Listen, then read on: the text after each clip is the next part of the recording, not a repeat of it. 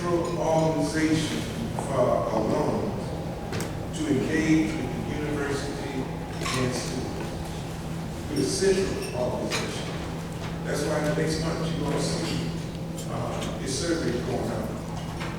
It's called NSAAW, Student Affairs Academic Development. That's why we're asking all alums to work on these panels, these boards, these committees, these councils, we decided on marching stone, athletics, engineering, business. We need them right there. All right? Then don't forget about the affiliation agreement. The affiliation agreement means that we are a fundraising organization for the university. We can do better on our fundraising. And then remember the HBCU rankings. All right? You're doing a good job on that beginning. You're doing a great job. You can ask something. I always ask this question. How the alums doing kids? How the alums doing with kids? Dr. Ruth already elevated us to R2 research. We got to be busy now with graduation. Students have no business graduating 5, 6, 7, 8 years. And alums, especially still no engineering balance, thermodynamics, that we can go back in those classes. That Dr. Oberman, I can't remember the college of business, I'm not going to remember his name, but they came to me and said, we don't know any alums that are willing to help the kids virtually. That's how we get with the graduation. All right?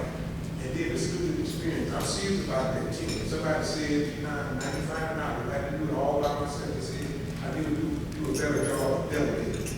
And I do like to do it. But I'm the type of person, if I have to do it all by myself, I'll be. So that student 10 engagement is going to happen in August. It's not August, September. And I from China to the class down there every month except for homecoming. Building relationships with these people. Getting to know how they day going. I just said, go and get away. Help them out. That's one thing I love, and I still support the ministers' conference. That ministers' conference still going on. With Dr. Rankin, him and Johnson was part of it, that all faith child. And I just come down, Dr. Rankin, hey, what are you doing? You start off, you put $20, $40, the next thing you come there for the week. They put, by the time the conference is over, I have about $400, $500. And that means that's how you get the grades. That's how you get the grades. And so I'm working on it. Now, as you listen to Dr. Ruth, some of y'all haven't called, Jamie called. My vision is tied into Dr. Ruth. Ever since she came aboard in 2017, and I brought her out to Johnson Space Center, we get it off like that. All right, she's in my category now. That when she talks, I listen. You remember Barbara Jordan? Barbara Jordan was the same way coming up. Barbara Jordan began to speak, I stopped, listen to voice. Martin Luther King is another. Dr. Ruth Simmons is another. And so as you listen to her today, you'll find out the vision that we're home is definitely tied. Watch this here. And working together towards greatness. Those I see. Working together. Team. Together. Everyone accomplishes more. So at this time, I'm going to decrease. And I ask our president to come forward and share with us with the university. Dr. Ruth.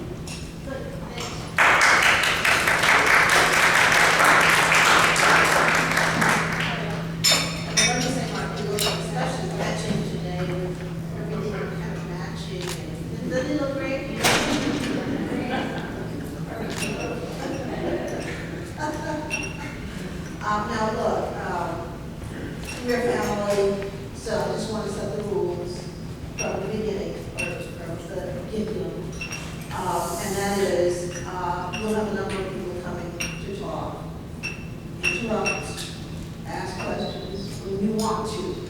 Let's not stand on the formality, okay? Very important that we answer your questions and do it in a way that has you leaving here fully informed about what you need to know. It really hardly possible that 5 years have elapsed since I received a call asking me to meet with the Chancellor of the A&M system, John Sharp. I didn't really see that call as anything other than a routine request to consult with the university. And that is part of what I do in an ongoing way. So I get those calls all the time, so I didn't see anything amiss in the fact that I got a call from A&M.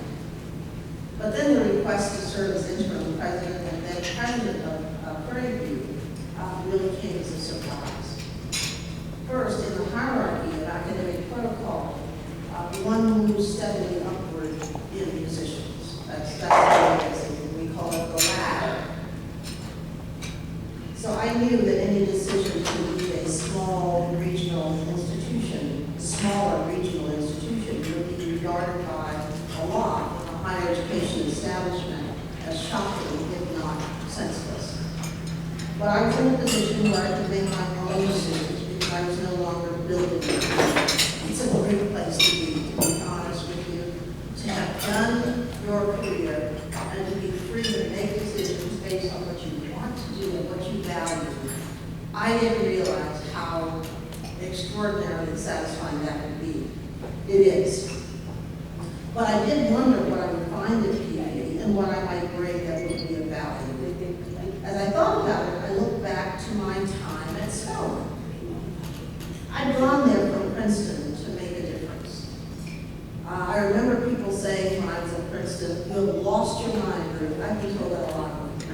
"You lost your mind, Ruth. Why are you leaving Princeton to go to a small college in Atlanta? Your career is over. You'll never have a chance to do anything else if you make that decision." And so I went to Spelman. I had gone there really to see if I could focus on Spelman's academic profile and its quality, factors that I saw as being one of the important areas for attention.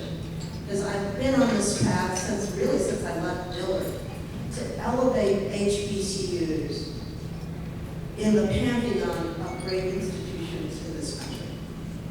And I thought Spelman deserved to be up there in recognition of what it has accomplished over so many years.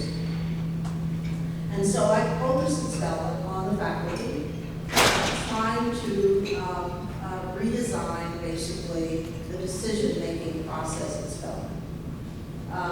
And that was, I must say, a bit of a challenge.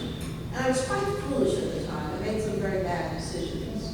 And luckily, faculty members who saw this told me when I made bad decisions, and I managed to get on the right track.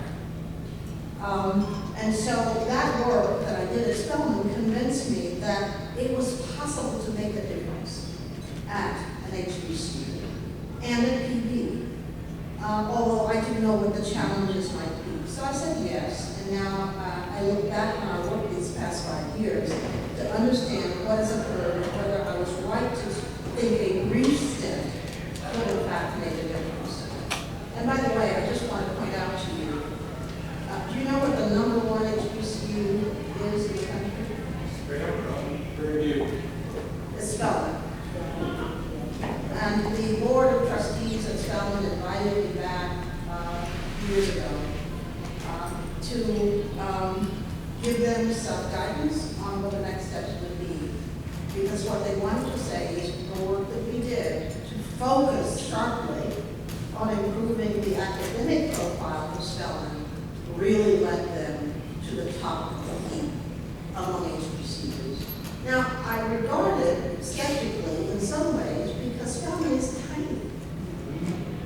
It's tiny, okay? I don't think it's a fair ranking myself because it is so small and so limited. It doesn't have graduate programs.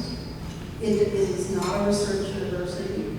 So the play today is among research universities. That's where the play is. But if you look at the rankings of HBCUs, you'll have to go down to number 6 or so before you get to a public university that is a research university. The rankings are, Spelman, Howard, Xavier, Hampton, Rankin Morehouse Tuskegee. Okay, that's the way. Now, why is that? Why is it seen that way? Well, it's a very good reason. And that is, what do you think, how do you think people arrive at rankings? What matters in rankings? People's opinions, number one. People's opinions. There are data, to be sure, but it's also much more important what other presidents and other provosts think.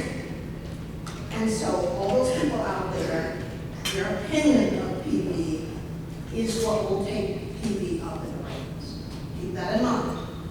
And that's why I said last night, PV people have got to get over looking at all the negatives and broadcasting those negatives to the world, because that affects perception of the university, right? And so keep in mind that those rankings have to do with how other people see us, how other people see us. So we must begin by seeing ourselves first as the best. Are you up for that? It doesn't sound like as my karate teacher says, we gotta come on. Never do with that. So my first concern when I arrived at Prairie View was to address the existing crises, because we had a number of them, all of which resulted from several factors. This is family, and so I can speak truthfully about this. First of all, poor or inattentive management that led to a downgrading of Prairie View's academic program. You can't get around. Are you taking the food away? No. Okay. I just want to make sure you're not taking the food away. You have to run things efficiently. There's no getting around that. Okay? There is no getting around that. You cannot make excuses when things not done on time. You cannot make excuses when you don't balance your budget. You cannot make excuses when your students are not performing at the requisite level because you don't have appropriate rigor in the program. You cannot make those excuses. And so management is absolutely essential to improving our strength as a university. It was also our failure to make personnel decisions that would improve our management. We would let people stick around forever because we're so nice. And that's good. That's good that, that we're nice. But not what it affects the lives of our students. No. We have to demand high performance in every area. We have to demand ethical performance in every area. Ethical performance in every area. And so one of the first things I said to senior people was, if you don't have the ability to fire people who are not doing a good job, you cannot be a part of this team. But this is wonderful. You're just so passionate and wonderful. I'm very sympathetic for that. Except it affects our students. There was an insufficiency of priority on the academic quality of the university. Prairie View is first and foremost and last of what?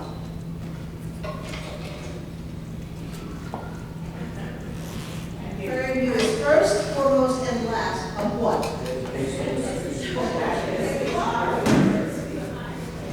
That's it. So how can you not focus on that and make that your top priority? You can, but if you don't, you won't be seen as producing the best outcomes. And then finally, an overall negative perception of the university that affected everything that we did. It affected enrollment, it affected recruitment. recruitment, it affected hiring, it affected our graduate success and morale, it affected fundraising, it affected everything. That's really funny, when you lift the quality of things, and when people perceive the excitement about the university, a lot of things start falling into place. So a wonderful young man that came to my office with his mother from, I think it was Ohio. I was thinking, well, okay, what are you doing here? Well, I read about Prairie View. And it just seems to be on the move, and I wanted to go to Prairie View. So we got students coming from California, from Ohio, from the East Coast, and all over, because they think that we have gotten it right in our heads about what we need to do. Let's not disappoint them, okay? Let's not disappoint them. So when I arrived, we were on probation in a number of regards, and teetering on the verge of disqualification, audit failures, and lack of accreditation. Think about what it would have meant for Prairie View to lose accreditation. It's pretty scary, right? So I was scared, to be sure. We needed to focus first on getting our heads above water and with regard to the simple purpose of the university. And this was our plan. Number one, putting the right people in the right places, leading us out of accreditation danger. I consolidated enrollment management and appointed a leader, Serena Willis. We brought in a consulting firm to clean up financial aid because that's what was making us get close to losing accreditation, Charlie Burden. We changed the chief academic officer to James Palmer, who is with us today and will be talking to you. Now, this is family, and so I'm going to speak to you like your family. And so some people say, well, but he's white.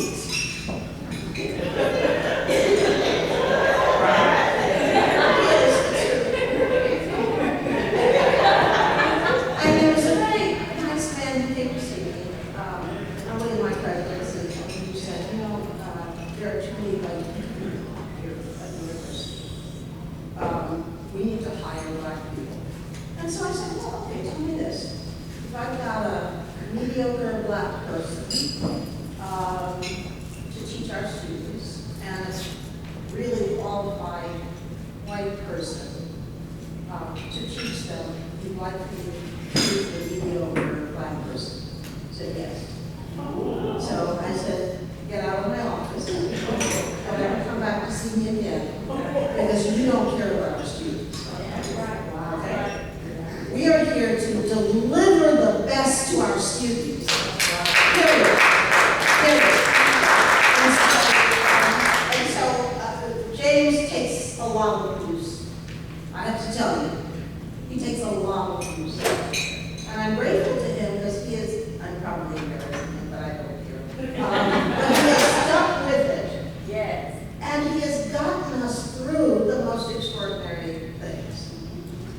First, we were reaffirmed for accreditation with no comment. That's like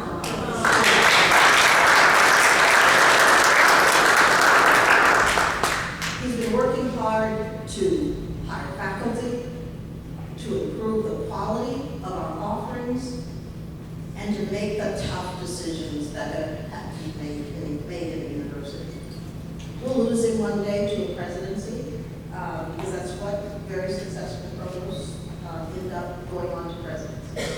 But while we have him, we can certainly continue to make some gains.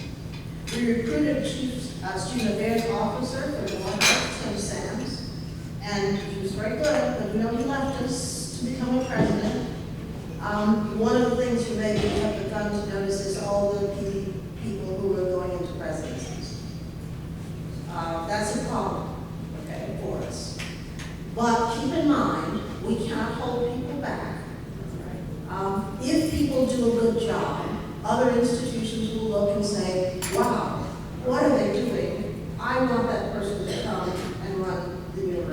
That's going to happen, okay? And so what we are trying to do is build a bench so that people behind those top performers will have the ability to keep making stronger and stronger decisions. We reorganized external affairs. Now here's the thing that you know I feel very strongly, alumni. So central to this process. And we were all over the place with alumni affairs. And in general, in universities that are great, alumni are right there at the top. They're alongside the president, they're alongside the policymakers helping to make decisions for the university. And Prairie View clearly had a different arrangement. The NAA was over here doing its thing. We didn't even have an in-house alumni affairs person. And then we had all kinds of different things. You have to be coordinated.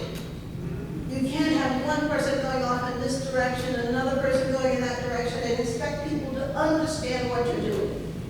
So the first thing I said is we're going to convey to the public that we have a strategy and it's coherent and we're moving in the same direction, essential for people to understand. So we reorganized that with alumni affairs, events, marketing and public affairs, and development all in the same building. To talk to each other, to work together, to take advantage of synergies and so forth. Carol Campbell was especially helpful in setting a new standard for our public face. I said everything we do for the public has to be done perfectly. Everything. And so,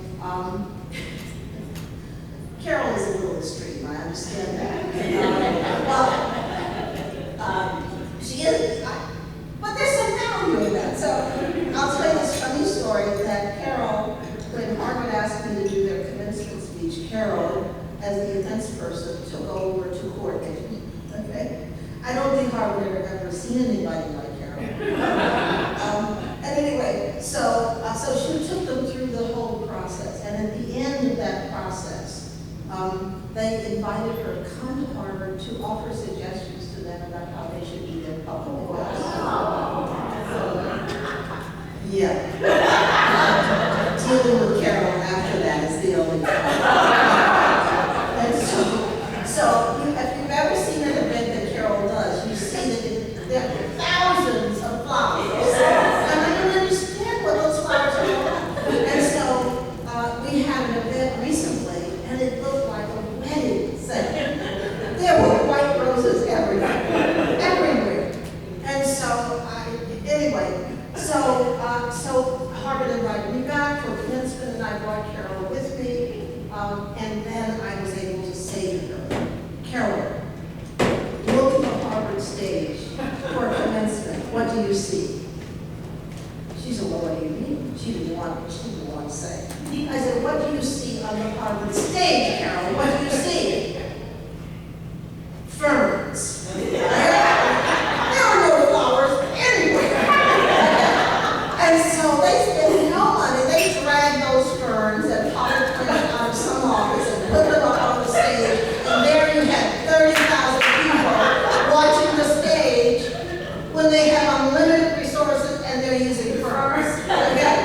And so I don't know what I'm going to do with Carol now because I'm telling her no more flowers. Okay? So who knows what she's going to do. But here's the important thing. Prairie View is appearing in news stories all the time. The profile, the visibility of the university has been ramped up very substantially. And I want to acknowledge Candace Johnson for fielding scores of national news outlets seeking to tell our story. It's every day we get a call from the Washington Post, the New York Times, from the Chronicle of Higher Education, from the Texas Tribune, from outlets all over the country. And in fact, in the fall, it's the Times of London we're doing a piece for the Times of London. So, so keep in mind that all of this coordination has the benefit of presenting our face to the world in a much better way. And that's what we want to keep doing, definitely. Once we began to show improvements and the story of PV began to change, guess what? Our fortunes changed too. Significant funding began to impact our future. The $50 million gift from McKinsey stock was only part of the story. Corporations approached us, they still approach us virtually every week. Foundations approach us to assist.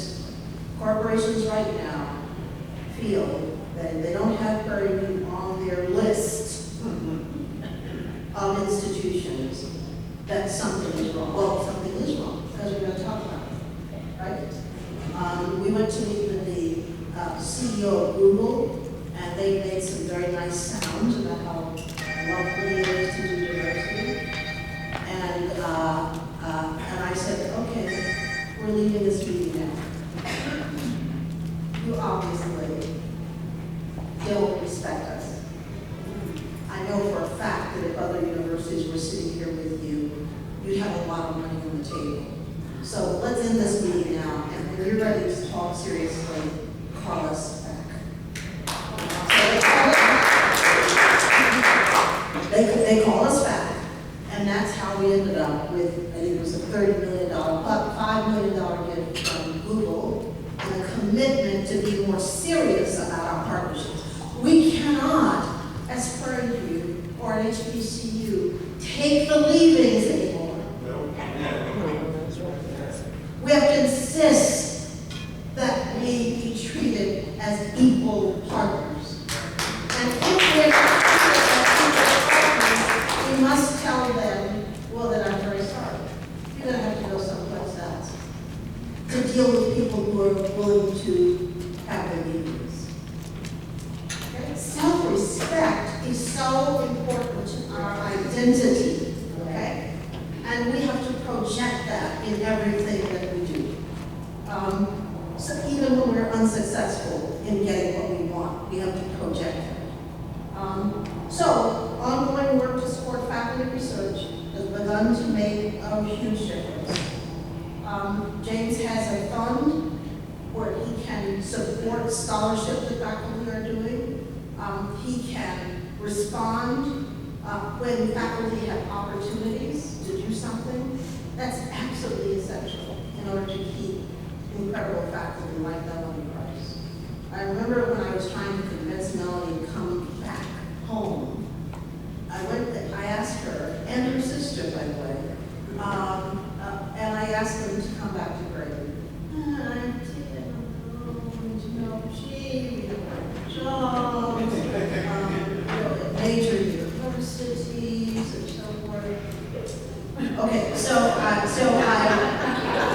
I ruminated about that for a while, and then I went up to New Jersey and met with Melanie. And then I made the case and said, here's what you get to do when you come back to Prairie. The idea that you can take a law institution and raise its profile and do for it what you are doing for Rutgers University, think of how you will feel about that. And so we were eventually able to get her back. I don't know what the problem was, but I tried to remember nothing. And so, I think before I leave, I'm going to try again with her one more time. And if you know her and see her, tell her I'm coming for her. Because this is not suitable, okay? And so we got to work on that. So, as I said last night, of course, we have been reclassified as research to the university, and only 11 HBCUs hold that designation. This is what I want you to know. Prairie View is poised today for an incredibly bright future. I am so excited and so pleased about that. A stronger faculty, greater student success, and increased national profile. So if we make steady progress, I can tell you for a fact that better rankings are inevitable if we stay on this track. Now, we have today a number of people who are going to give you some additional information. And I guess we're starting with the provost, the white man. And then we're going to have Joy Thomas and Shonda is going to talk about fundraising, and Michael Yancey is going to talk about athletics. Now, the SWAC conference is going on right now, and they're pretty upset that I chose to come here instead of going to Miramar Beach. Is that where it is? For the SWAC conference, but that wasn't much of a choice for me. Okay, so SWAC is important to us, to be sure, but I didn't want to miss, I certainly didn't want to miss this. But there are very important decisions that are being made under the guidance of Charles McClellan at SWAC. And so I'm anxious to hear back from Donald Reed, who is there, what the results will be. Because we have got to have a winning program. What is the point of having athletics if you're not winning? I don't get that, right? So we've got, right? We've got to win. And so we especially have to win against our various nemesis, TSU, Grambling, Southern. So, and it's embarrassing to me because I talk much trash to all of these and so you have to be able to come on with it and win if you're going to talk like that. So James, come on up. And any questions for me before we go through these?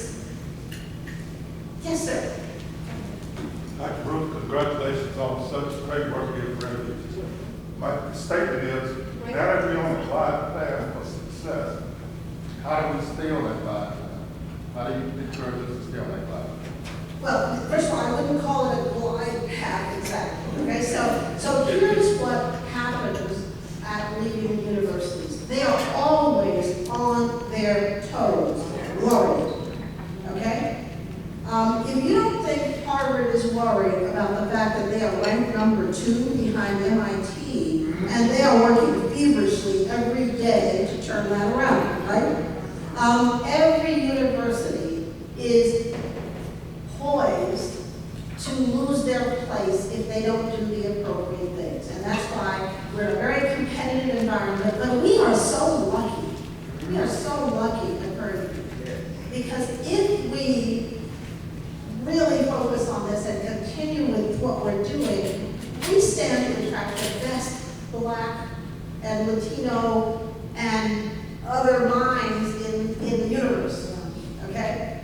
And so people like a winning program. And here's the thing. This piece of paper, as I said last night, piece of paper that you get, that diploma is more than a piece of paper. It's a carrying card. It's a visa. It's your entree into everything. How people treat you, what they think of you, whether they value you, all of that because of where you went and what people think of your institution. And that's why you have to be very careful to always be on our toes, improving on this piece of paper. Because if we are, our students, they don't have the glide path. The students will have the glide path. Because when they walk out of Prairie View, they will have their choice of opportunities. And that's what we're after. It is all about the students. All about the students, what they're going to be able to do with their lives. Because look at the opportunities. We have Prairie View alums at Space, Johnson Space Center, okay? We have Prairie View alums in every realm. And something is about to happen in this country that is bigger than anything that we have anticipated before, okay? And that is, we've got 7 major university presidencies open. There's no question in my mind that Blacks are going to fill a number of them. this time around, okay? Because this chipping away at the rank discrimination and bias that exists, where people are permit themselves to say, when I see black, I see inferior, okay? Chipping away at that, where that is eradicated for all times. And you never have a student leaving Prairie View again where somebody says, oh, well, I don't know, you're black, you may not be able to do that, okay? This is war, and we're involved in a war to overturn this systemic bias that exists. And that's why we've got to do our best and be on our toes and keep at it. But as I say, I've outlined the areas that I think are the most important. There are a lot of things we can do, but there's nothing more important than the educational piece and how good our students are going to be when they leave us. Okay? How smart they're going to be, how confident they're going to be. There's nothing more important than that, because what makes the fortune of a university? The students who graduate from those institutions. That's why you're all so important. Okay? You're important because you are the output. You are proof of whether or not there's value in what we do. That's why you've got to be involved. And you've got to keep this paper strong. Because when it's strong, everybody benefits. Everybody. James, come on up. Any other questions for James? Yes.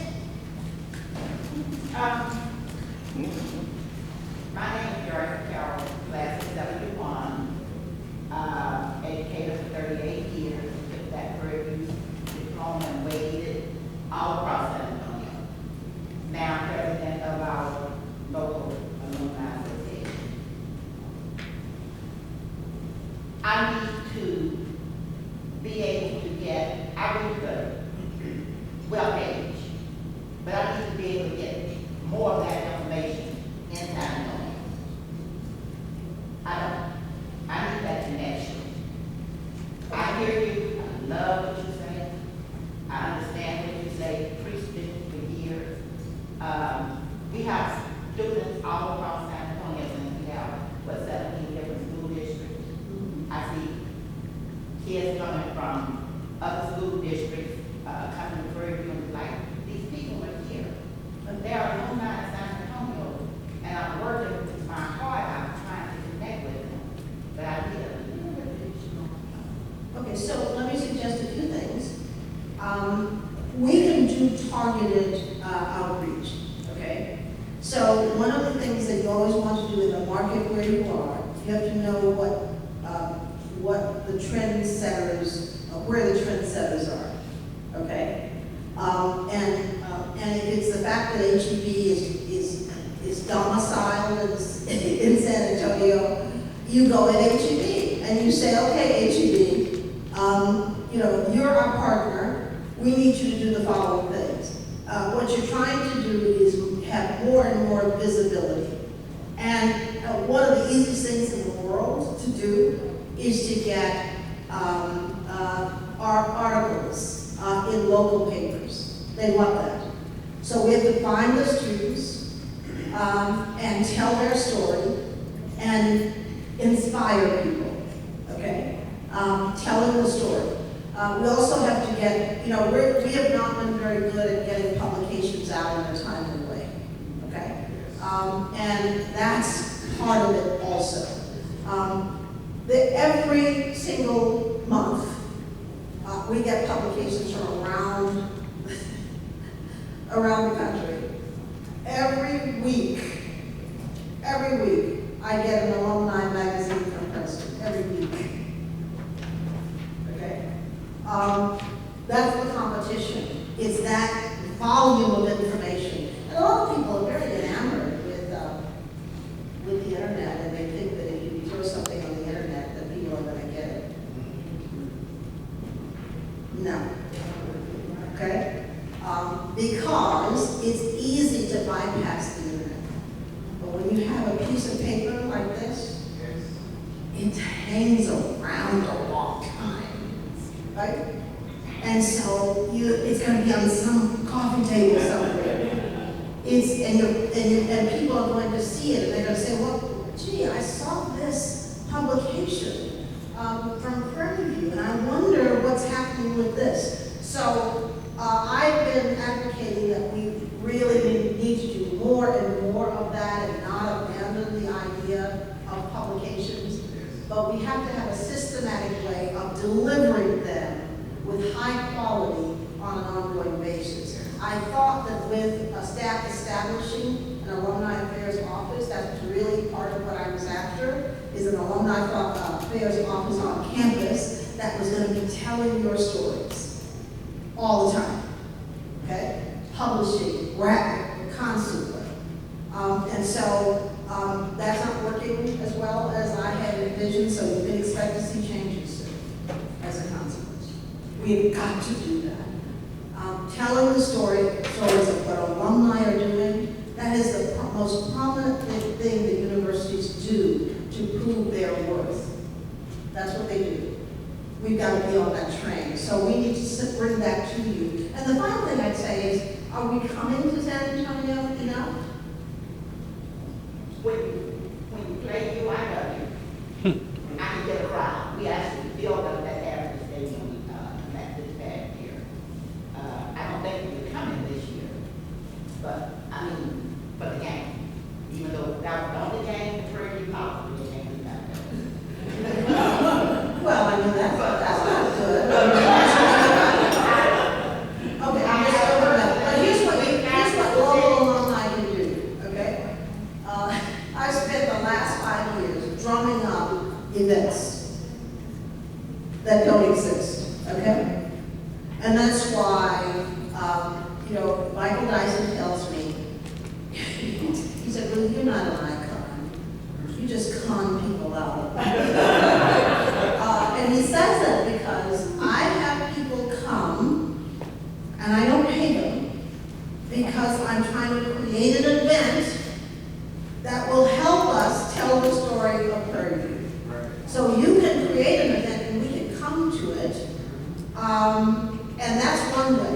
That's one way to do it, is to have a big event. Don't think that to wait until the game comes. Create an event yourselves and then have people come to that event.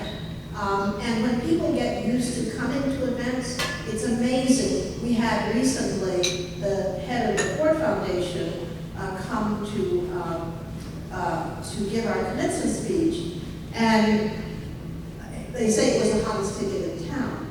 A lot of people were very angry because they didn't get invited.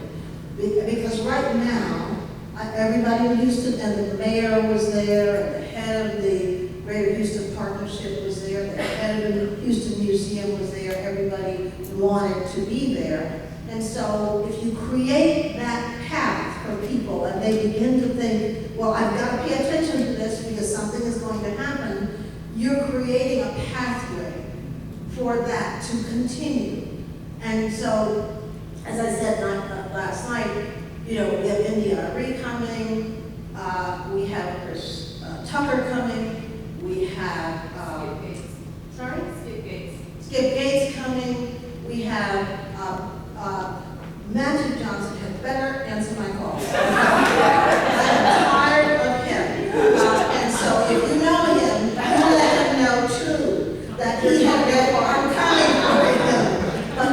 And so on. So we do this to make sure that the interest of people is piqued and that they get used to the fact that we're not an also ran.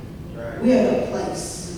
And if you want to be a part of something, you have to be a part of Prairie View. And I think that's worked very, very well for us, and we'll continue to do that. But talk to us offline about what kind of event we could set up, for example, that might draw that kind of excitement, and we can get Charles Blatt, who is head of HEB.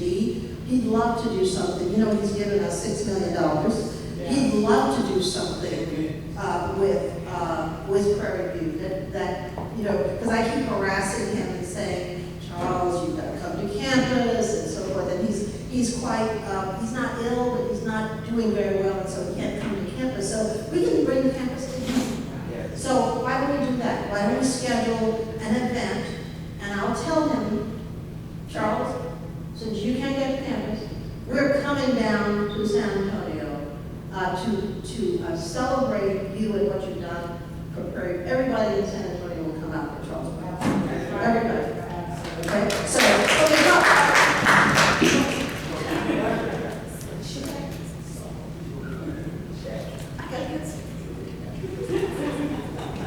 Ruth, there are more questions later. There are about 30 of these floating around. So if you would kind of share with those around you, Ruth mentioned the fact that we are trying to influence the opinions of other universities about us, right? This was a publication that actually went out as the U.S. News and World Report survey was circulating among presidents and provosts.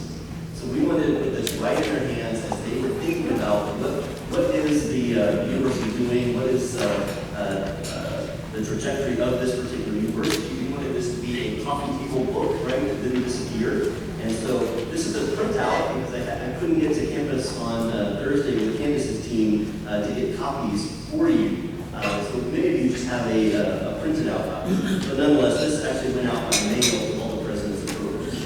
I'm going to call your attention to the third page, which looks like this. It gives you a little bit of facts and flavor about the university right now. And I know we'll talk a little bit about the endowment, I'm sure, but $151 million is now our endowment. This is incredible for an HBCU. We have many thanks to Ruth, our president, and to be sure, certainly Mackenzie Scott for making that huge donation that made a difference. We put $10 million down into the endowment to help faculty. That is helping us to recruit really top faculty. Some of them you will actually see on inside of this publication on this page called Teaching Scholarly Advances. So we have recruited a new dean from Boston College. She was incredibly happy where she was. But we recruited her. She is now Dean of Nursing. Anthony Harris, very happy where he was. Sam Houston State, tenured professor. We lured him. He is now a department head with us over educational leadership and counseling. Dr. Membley was very happy where he was, full professor at Mississippi State, and we recruited him. Temilola Salami was also at Sam Houston State University. We recruited her. She was very happy where she was. Jeffrey Strader, very happy where he was. He was at Georgia Tech, and so he is now a full professor with us and leading our mechanical engineering department. So these are making a difference, right? These endowments that are then helping us to provide startup funds, but so too is the reputation of the university. That is one of the crucial differences in terms of helping us to recruit. I'm going to go back to that very first page that I mentioned and share a few facts with you. You'll notice right there in the middle, we have 36 bachelor's degrees, 31 master's degrees, and 6 doctoral degrees. We now have 6 doctoral degrees in 6 different colleges and schools. Our goal is to have one in every college or school. So the next step is to ensure that the College of Agriculture and Human Sciences has a doctoral program. This may take some time, but nonetheless it's a goal, and so to architecture. Community development is really a hot commodity. Prairie View is really quite known as being a leader in this particular front. When we had a site visit from the review team, they mentioned that this was one of the most important areas for us to develop. And so we're looking at that as an opportunity. I'll take you to the next page, which is at a glance. Enrollment has increased steadily and controlled over the last 3 years. You'll notice 2019, 8,940 students. In 2021, in spite of the pandemic, we're now at 9,354. What to expect in the pandemic? And this year, we're a little nervous, to be quite honest, and so are all of the universities across the country, particularly community colleges, which have lost about 10% of their enrollment. We have our challenges set up before us.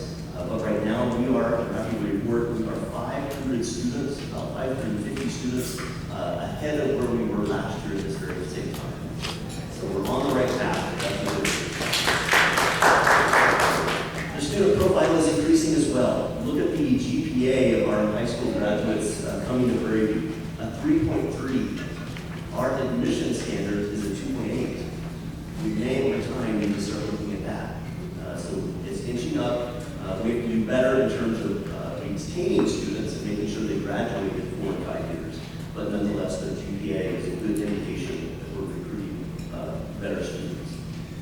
The numbers at the bottom are also quite interesting. Fall of 2021, we saw 72.6 students students on Pell. This means that their family contribution is very, very little. So we're still very faithful to that mission. What this also means is the family contribution, I don't know if Joy's going to talk about this, but the family contribution is really nothing, right? That is, these students are taking on what they can through federal financial aid, taking on financial aid through loans, and it's incumbent upon the university to make sure that they're graduating as a result. So, a couple of rankings that I think you're going to be happy about. Take a look at the next page. Number 5 out of 25 biggest HBCUs in America. We are the 3rd largest HBCU. We're number 6 in the state for return on investment. We're number 4 for the top African American producing universities for engineering students. And of course, we've been number 1 for a very long time in architecture, and we remain there in 2 of those categories. So we're very proud of that. Let me take you to the next page about research. You already know that we are an R2 institution now. Very, very important stamp of approval, if you will, on the research infrastructure. Most important to that infrastructure piece is the number of doctoral degrees that we're actually granting. The challenge for Prairie View will be maintaining R2 status because of the doctoral numbers that we graduate. It will not be because of research. We're already there. And if you look at this, we're at about $20 million in research expenditures. The threshold for the R2 status is $5 million. We're there. It really is the doctoral number. So we have to ensure that we continue to put money into recruiting top students at the doctoral level, making sure that we actually recruit top faculty,